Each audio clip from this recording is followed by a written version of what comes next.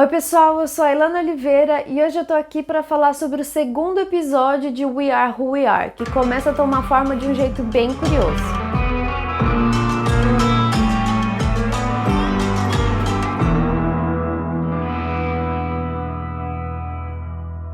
Para quem não sabe, eu vou estar aqui todas as semanas para falar do novo episódio de We Are Who We Are, que é lançado na HBO. Então, se você ainda não viu o meu vídeo sobre o primeiro episódio, vai estar aqui no card.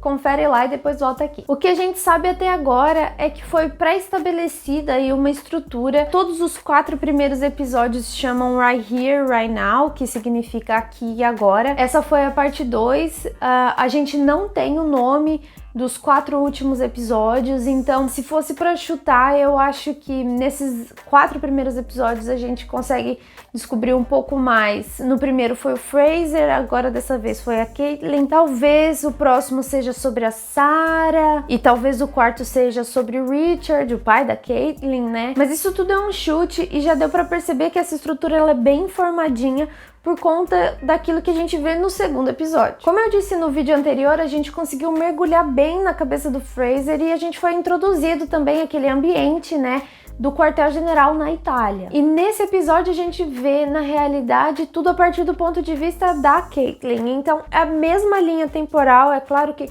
ele adiciona aí algumas coisas no final, ele vai um pouquinho mais além, mas a gente vê muitos dos primeiros acontecimentos que a gente viu, né, a partir dos olhos do Fraser, a partir dos olhos da Caitlyn. Então a gente conhece a família dela, a gente conhece um pouco mais dos amigos dela, o que eles estão afim, aquilo que eles não estão afim, e as diferenças de interesse entre esses amigos e o interesse da Caitlyn. Mas o engraçado nesse segundo episódio é que tudo muda quando ele assume o ponto de vista da Caitlyn. E o que eu quero dizer tudo, né? O ritmo fica muito mais acelerado, os movimentos de câmera, por exemplo, as panorâmicas, né, que o Guadagnino faz muito bem, ficam muito mais aceleradas também. Quando ele muda de plano, ou seja, ele vai chegando mais perto, né, de algum objeto ou de algum rosto, aquilo também é de um movimento muito mais rápido e o ritmo da história ficou muito mais acelerado. E por que eu acho que o Guadagnino escolheu fazer essas diferenças e esse espelho aí entre o primeiro e o segundo episódio? Porque isso conta muito mais sobre as características dos nossos personagens, sobre aquilo que eles realmente são e sobre o estilo de vida deles. Enquanto o Fraser é mais letárgico e escuta música italiana, por exemplo, a Caitlyn é muito mais enérgica e escuta rap. Mas esse episódio não serviu só para estabelecer um pouco mais as características, né, dos nossos personagens aí, mas algumas premissas já começam a ser muito bem delineadas também. Alguma delas que é bem importante é o apoio do pai dela ao presidente Trump. Eu achei bem interessante que eles usam mesmo diretamente um trechinho aí do discurso que o Trump fez quando ele bloqueou a entrada de muçulmanos na fronteira dos Estados Unidos. Mas a história ela vai além dessa família negra, né, ou mais especificamente do pai dela, apoiando um presidente racista, quando ao mesmo tempo o Danny, o irmão mais velho da Caitlyn, é simpatizante da religião islâmica. No começo a gente consegue ver ele aprendendo árabe no café da manhã e até então aquilo pra mim não disse nada, era só mais uma pessoa tentando aprender árabe, mas logo depois, num entrave aí entre ele e a Caitlyn, que ela ataca ele dizendo que se ele queria que ela usasse um hijab, as coisas já ficam um pouco mais abertas e a gente percebe sim, a partir do momento que ele fala que ele pensa bastante em Jesus, ele não aceita bebê, que ele começa a seguir os ensinamentos da religião islâmica. E enquanto isso, o pai dele encomenda aqueles 2 bonés famosíssimos vermelhos do Donald Trump, Make America Great Again. E uma coisa que fica muito bem estabelecida aqui é a relação da Caitlyn com o pai dela. Eu tava bem ansiosa para ver a representação do Kid Cudi e foi bem interessante.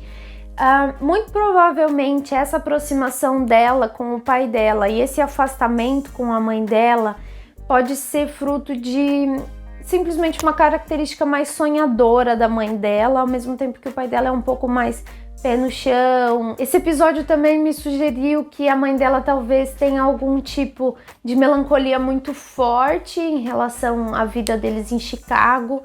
Então isso pode ser algo que venha a ser desenvolvido melhor aí pra frente. Achei muito interessante também ver que nesse episódio ela tem a primeira menstruação, algo que eu não esperava, porque eu achava que ela fosse um pouco mais velha do que isso. Mas tudo isso fez muito sentido, né? Porque na conversa que ela teve com o pai dela, ela passou um peso, né? Quando ele fala que não, é só o seu corpo, são só hormônios, vai ficar tudo bem.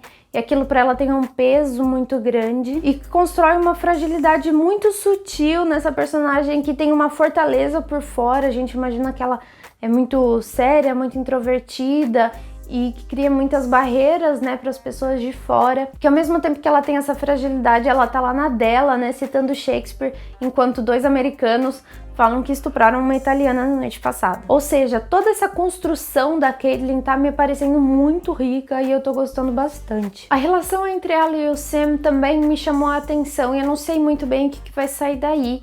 Então, eu espero que nos próximos episódios alguma coisa seja resolvida. Espero mesmo que no próximo episódio alguma coisa seja resolvida entre eles. E aparentemente o Guadagnino sabe muito bem fazer um cliffhanger, porque apesar de se passar em momentos diferentes, né, um ser um pouco mais à frente do outro, as duas cenas finais dos dois primeiros episódios foram muito bem construídas e querem dizer bastante coisa. Claro que representa uma crescente na amizade dos dois, né?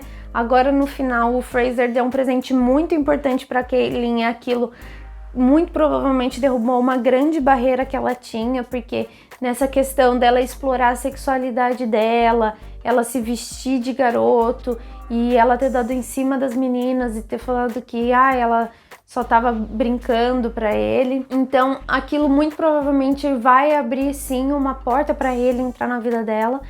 E a partir daqui a gente vai poder ver essa exploração muito mais a fundo desse aspecto da vida dela. Eu achei aquele momento muito significativo e eu gostei bastante desse segundo episódio. Eu achei que foi muito bom. Primeiro eu achei ele um pouco letárgico demais, mas agora eu já entendi o porquê e digo pra todos não desistirem. Eu acho que essa série pode ser muito interessante sim.